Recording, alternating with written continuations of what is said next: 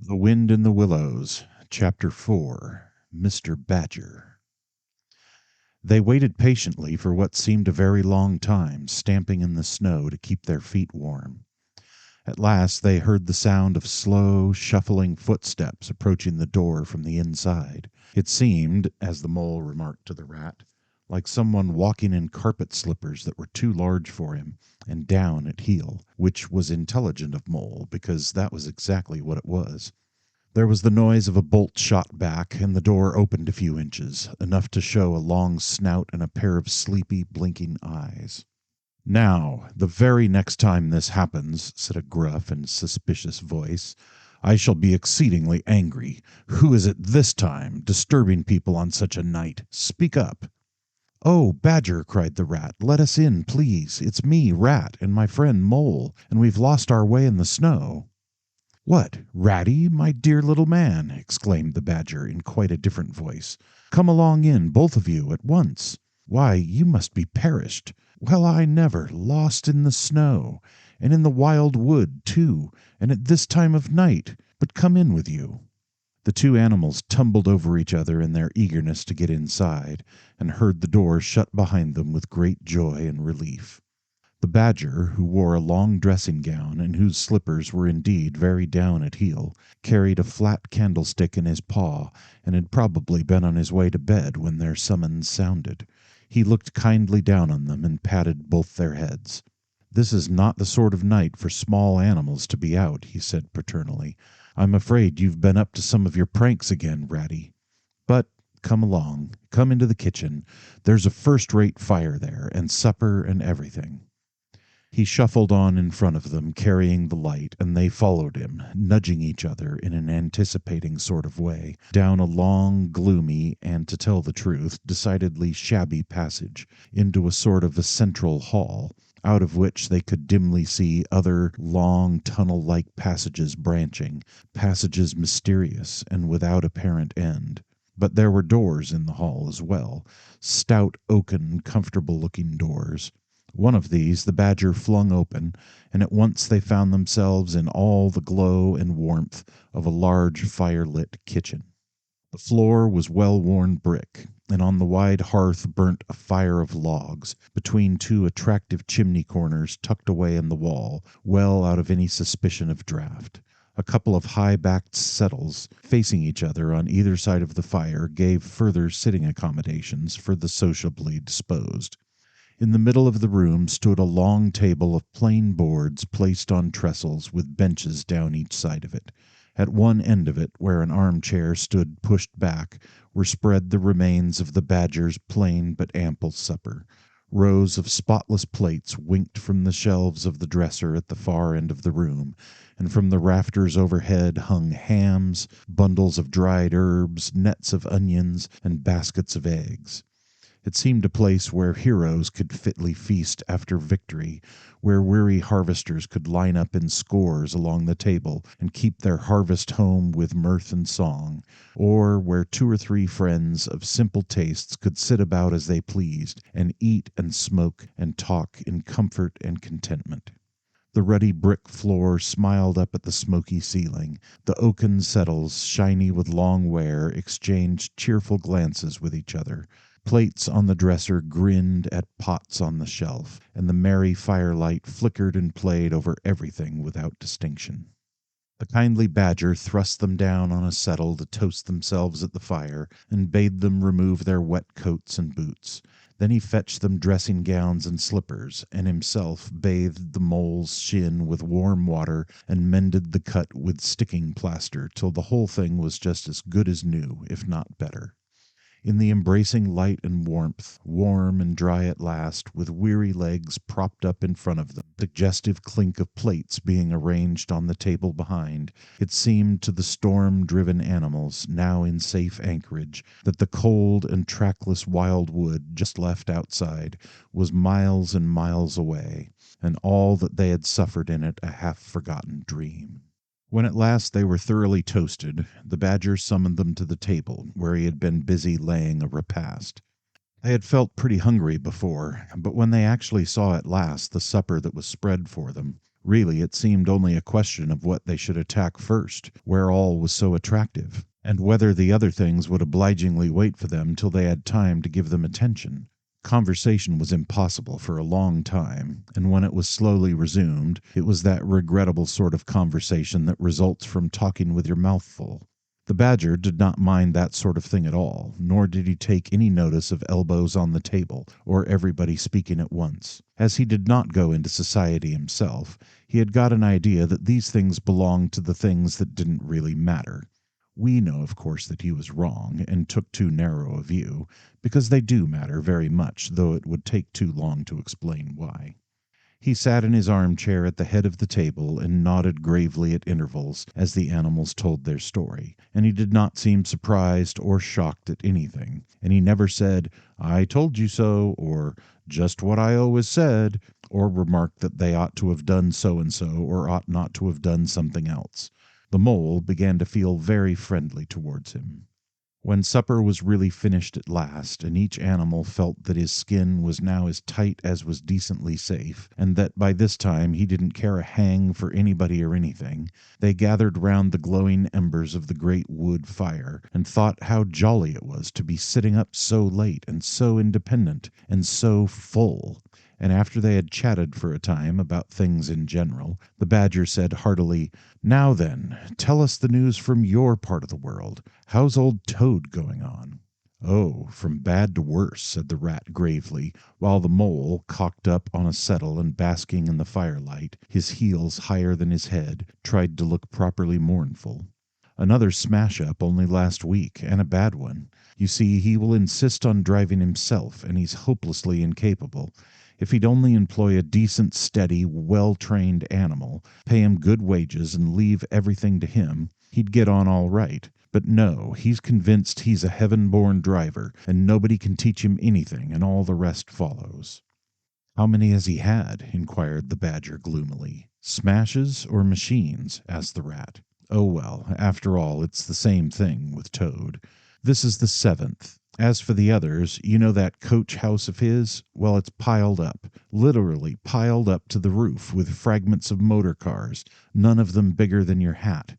That accounts for the other 6, so far as they can be accounted for." "He's been in hospital 3 times," put in the mole, "and as for the fines he's had to pay, it's simply awful to think of." "Yes, and that's part of the trouble," continued the rat. "Toad's rich, we all know, but he's not a millionaire, and he's a hopelessly bad driver, and quite regardless of law and order. Killed or ruined, it's got to be one of the two things sooner or later. Badger, we're his friends. Oughtn't we to do something?" The badger went through a bit of hard thinking. "Now look here," he said at last, rather severely. "Of course you know I can't do anything now." His two friends assented, quite understanding his point.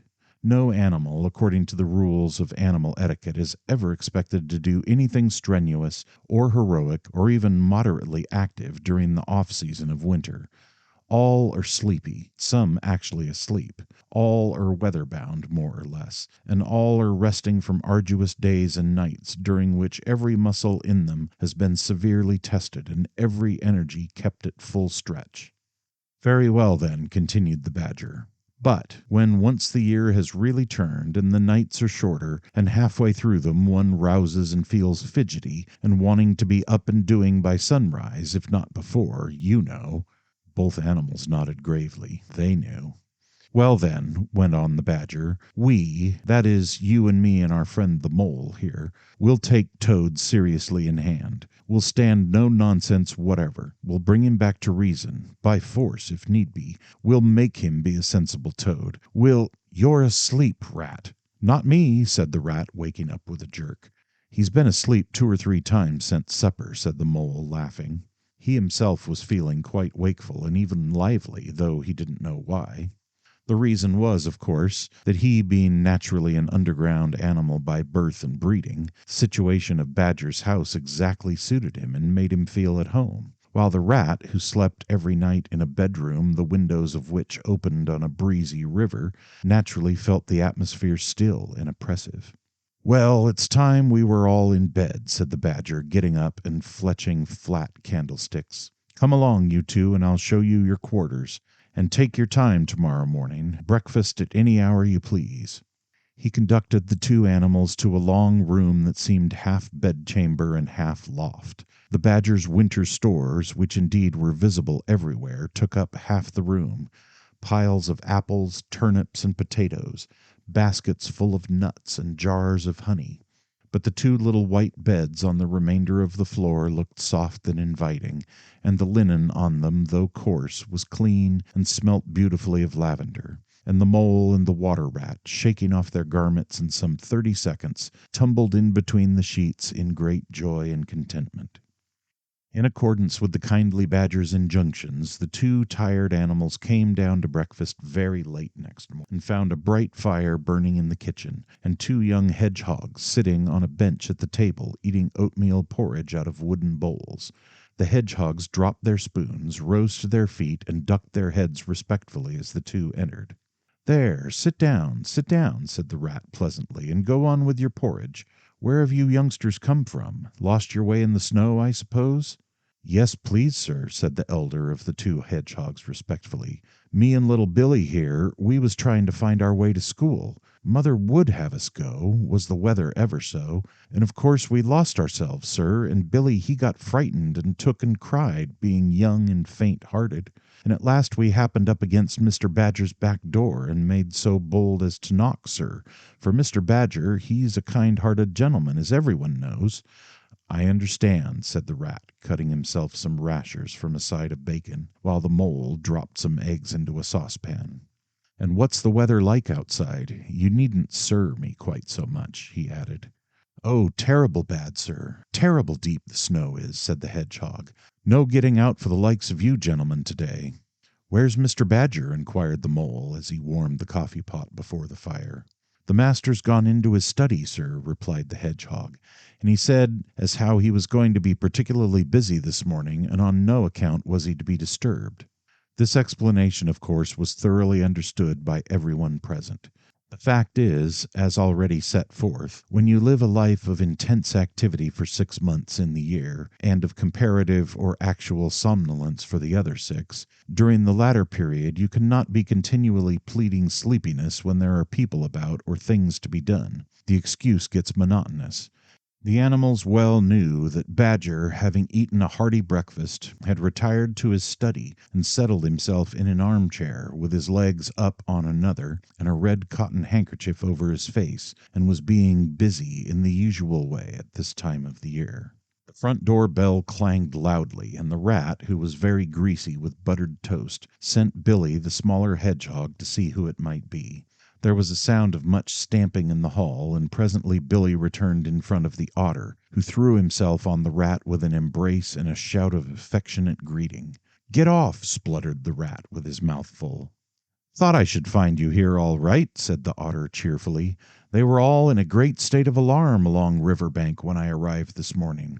Rat never been home all night, nor mole either. Something dreadful must have happened, they said, and the snow had covered up all your tracks, of course. But I knew that when people were in any fix they mostly went to Badger, or else Badger got to know of it somehow. So I came straight off here, through the wild wood and the snow. My, it was fine, coming through the snow as the red sun was rising and showing against the black tree trunks. As you went along in the stillness, every now and then masses of snow slid off the branches suddenly with a flop, making you jump and run for cover. Snow castles and snow caverns had sprung up out of nowhere in the night, and snow bridges, terraces, ramparts. I could have stayed and played with them for hours. Here and there great branches had been torn away by the sheer weight of the snow, and robins perched and hopped on them in their perky, conceited way, just as if they had done it themselves. A ragged string of wild geese passed overhead, high on the gray sky, and a few rooks whirled over the trees, inspected, and flapped off homewards with a disgusted expression. But I met no sensible being to ask the news of. About halfway across I came on a rabbit sitting on a stump, cleaning his silly face with his paws. He was a pretty scared animal when I crept up behind him and placed a heavy forepaw on his shoulder. I had to cuff his head once or twice to get any sense out of it at all. At last I managed to extract from him that Mole had been seen in the wild wood last night by one of them. It was the talk of the burrows, he said, how Mole, Mr. Rat's particular friend, was in a bad fix, how he had lost his way, and they were up and out hunting and were chivying him round and round. Then why didn't any of you do something? I asked. You mayn't be blessed with brains, but there are hundreds and hundreds of you, big stout fellows, as fat as butter, and your burrows running in all directions, and you could have taken him in and made him safe and comfortable, or tried to, at all events. What, us? He merely said. Do something? Us, rabbits? So I cuffed him again and left him. There was nothing else to be done. At any rate, I had learnt something, and if I had had the luck to meet any of them, I'd have learnt something more, or they would. Weren't you at all, nervous? Asked the Mole, some of yesterday's terror coming back to him at the mention of the wild wood. Nervous? The Otter showed a gleaming set of strong white teeth as he laughed. I'd give 'em nerves if any of 'em tried anything on with me. Here, Mole, fry me some slices of ham, like the good little chap you are. I'm frightfully hungry, and I've got any amount to say to Ratty here. Haven't seen him for an age. So the good-natured Mole, having cut some slices of ham, set the hedgehogs to fry it, and returned to his own breakfast, while the Otter and the Rat, their heads together, eagerly talked river shop, which is long shop, and talk that is endless, running on like the babbling river itself. A plate of fried ham had just been cleared and sent back for more when the Badger entered, yawning and rubbing his eyes, and greeted them all in his quiet, simple way, with kind inquiries for everyone. It must be getting on for luncheon time, he remarked to the Otter. Better stop and have it with us. You must be hungry this cold morning. Rather, replied the Otter, winking at the Mole. Sight of these greedy young hedgehogs stuffing themselves with fried ham makes me feel positively famished. The hedgehogs, who were just beginning to feel hungry again after their porridge and after working so hard at their frying, looked timidly up at Mr. Badger, but were too shy to say anything. Here, you two youngsters be off home to your mother, said the Badger kindly. I'll send some one with you to show you the way. You won't want any dinner today, I'll be bound. He gave them 6 pence apiece and a pat on the head, and they went off with much respectful swinging of caps and touching of forelocks. Presently they all sat down to luncheon together. The Mole found himself placed next to Mr. Badger, and as the other two were still deep in river gossip, from which nothing could divert them, he took the opportunity to tell Badger how comfortable and homelike it all felt to him. Once well underground, he said, you know exactly where you are. Nothing can happen to you, and nothing can get at you. You're entirely your own master, and you don't have to consult anybody or mind what they say. Things go on all the same overhead, and you let 'em and don't bother about 'em. When you want to, up you go, and there the things are waiting for you. The Badger simply beamed on him.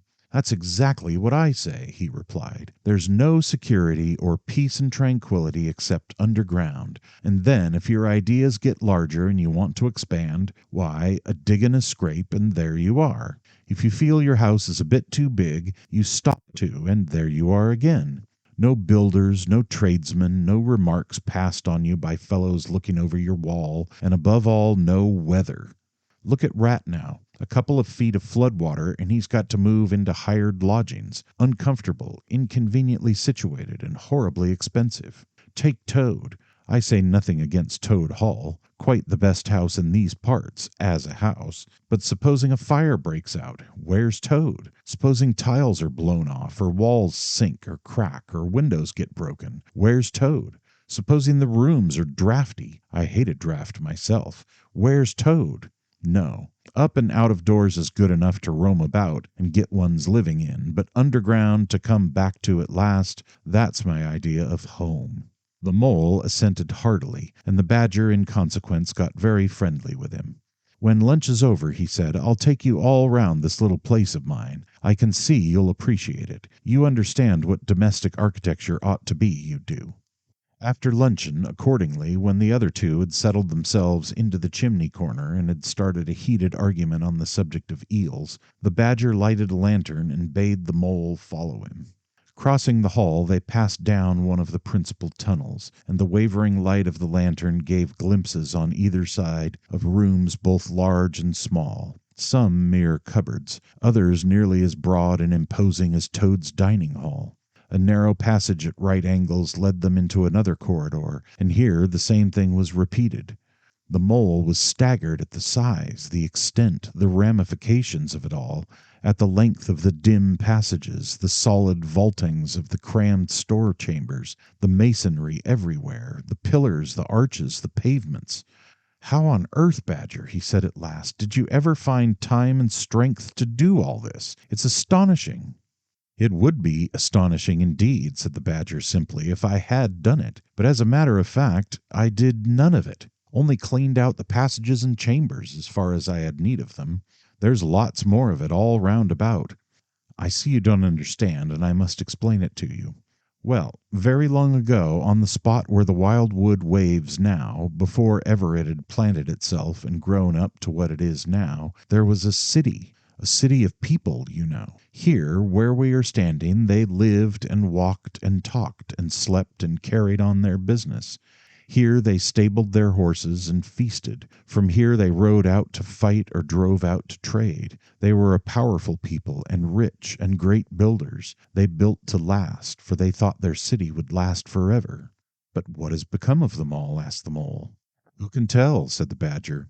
"People come, they stay for a while, they flourish, they build, and then they go. It is their way. But we remain. There were badgers here, I've been told, long before that same city ever came to be, and now there are badgers here again. We are an enduring lot, and we may move out for a time, but we wait and are patient, and back we come, and so it will ever be." "Well, and when they went at last, those people?" said the Mole. "When they went," continued the Badger, "the strong winds and persistent rains took the matter in hand, patiently, ceaselessly, year after year. Perhaps we badgers, too, in our small way, helped a little. Who knows? It was all down, down, down, gradually, ruin and leveling and disappearance. Then it was all up, up, up, gradually, as seeds grew to saplings, and saplings to forest trees, and bramble and fern came creeping in to help. Leaf mold rose and obliterated. Streams in their winter freshets brought sand and soil to clog and to cover, and in course of time our home was ready for us again, and we moved in. Up above us on the surface the same thing happened. Animals arrived, liked the look of the place, took up their quarters, settled down, spread and flourished. They didn't bother themselves about the past. They never do. They're too busy. The place was a bit humpy and hillocky naturally and full of holes, but that was rather an advantage, and they don't bother about the future either. The future, when perhaps the people will move in again, for a time, as may very well be. The wild wood is pretty well populated by now, with all the usual lot, good, bad, and indifferent. I name no names. It takes all sorts to make a world, but I fancy you know something about them yourself by this time."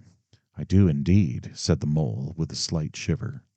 "Well, well," said the Badger, patting him on the shoulder, "it was your first experience of them, you see. They're not so bad, really, and we must all live and let live. But I'll pass the word around tomorrow, and I think you'll have no further trouble. Any friend of mine walks where he likes in this country, or I'll know the reason why." When they got back to the kitchen again, they found the Rat walking up and down, very restless.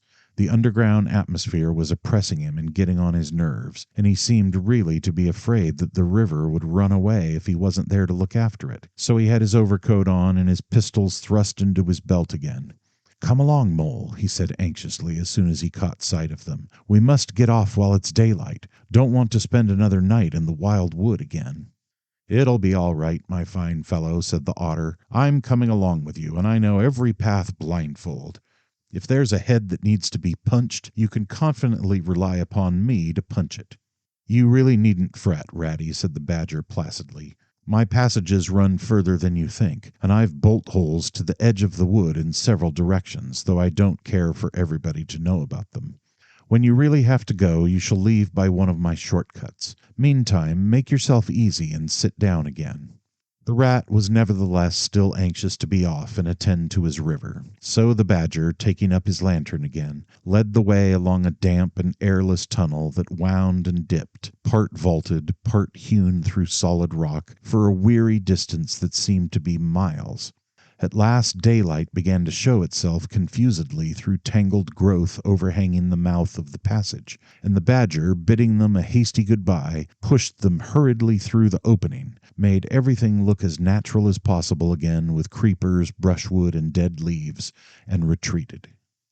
They found themselves standing on the very edge of the wild wood, rocks and brambles and tree roots behind them, confusedly heaped and tangled. In front, a great space of quiet fields, hemmed by lines of hedges black on the snow, and far ahead a glint of the familiar old river, while the wintry sun hung red and low on the horizon.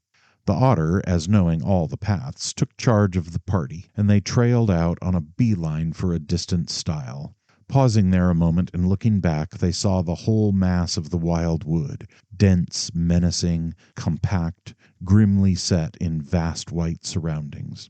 Simultaneously they turned and made swiftly for home, for firelight and the familiar things it played on, for the voice sounding cheerily outside their window of the river that they knew and trusted in all its moods, that never made them afraid with any amazement.